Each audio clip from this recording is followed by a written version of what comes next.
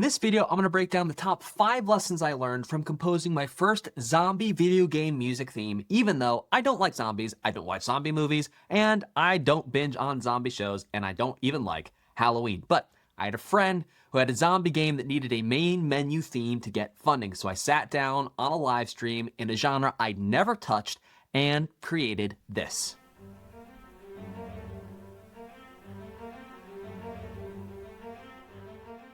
So here's a setup. My friend, zombie game, needs funding and needs a main menu theme. I had, number 1, 0 zombie tracks in my portfolio. Number 2, no love for the genre. Number 3, 1 live session to sit down, flail around until I figured it out. So looking back at the raw stream, there were a bunch of things that I did right that you can copy. Lesson number 1, you do not need to love the genre. You need to respect its rules. So I went in openly saying, look, I don't like zombie stuff. And while that can be dangerous as a composer if you let it leak into your music, I made a rule for myself that helped me out. Don't judge the genre, study it. So I asked, what do players actually expect to feel in a main menu theme for a zombie game? And what keeps them uncomfortable just in a menu screen?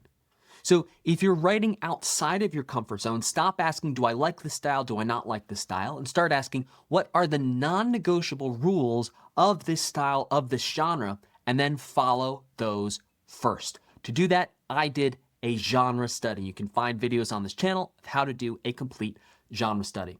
So lesson number 2 is steal the structure, not the notes. So I had 2 reference tracks given to me by the developer. So instead of guessing, here's what I did. I figured out what the tempo was of my reference track that I picked that I was going to use. I only used one of them.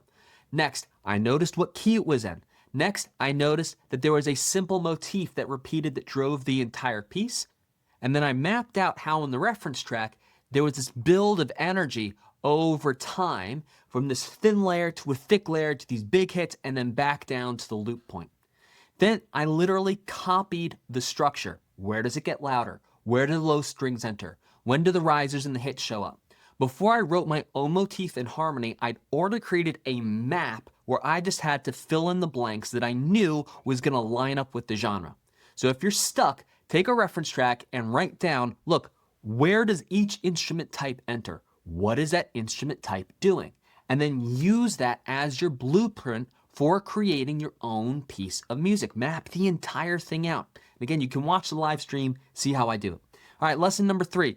One motif can do 90% of the work in certain genres. So the reference I was using actually had one musical idea that repeated. The tension came from the rhythm and the texture, not 100 different themes. So I built one motif around a minor key at 90 BPM and with a weird grouping of 1 2 3 1 2 3 1 2 3 1 2 3 1 2 1 2 1 2 3 or something like that to make everything feel off. It was 1 2 3 1 2 3 1 2 1 2 3 1 2 3 1 2. It's still in 4/4, but I broke the groupings and the emphases within the measure up into 3 3 and then 2. That grouping made everything feel unsettled even before I added in the horror textures and horror sounds. Now, a lot of beginners try to fix their track by adding more in. Usually, it's actually the opposite. You need a stronger idea instead of adding in more layers. You need a strong idea placed at the right time with the right rhythm and the right notes, and that's going to carry the entire track. And then everything else is just going to be like the icing on the cake.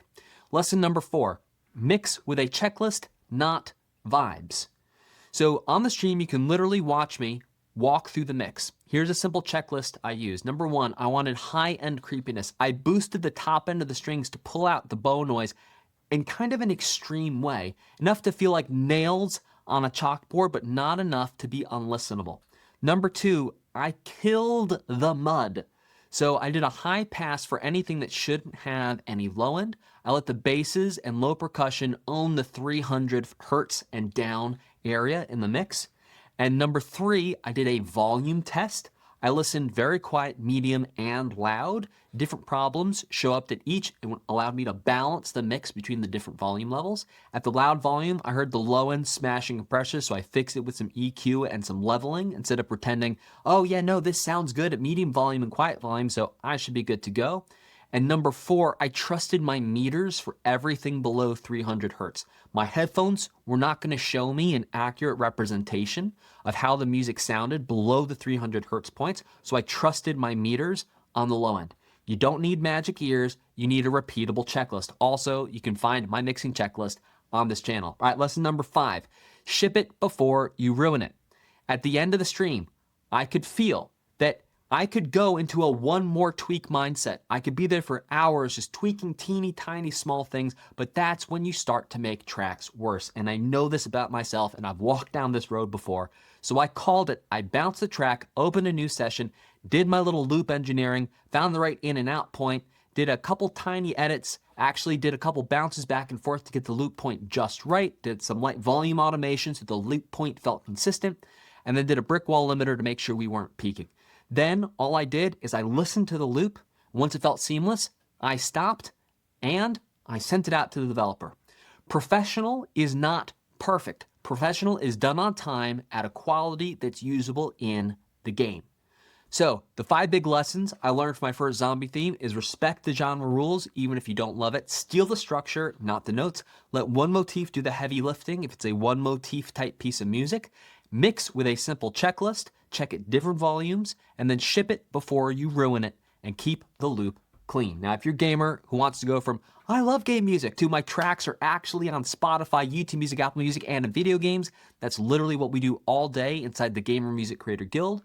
We use the 4M composition protocol, make, mix, master, market, to take you from blank screen to released game-ready tracks with coaching and community so you don't have to figure it out alone. Hit the link in the video description and the pinned comment, and you can get a free starter pack, and you can book a call to talk with my team on the next page. So go ahead, click down there, book a call, and in the meantime, go write something creepy. I'll see you in the next one. You click over here, we can see how I composed my first ever ambient piece for a video game that I was working on.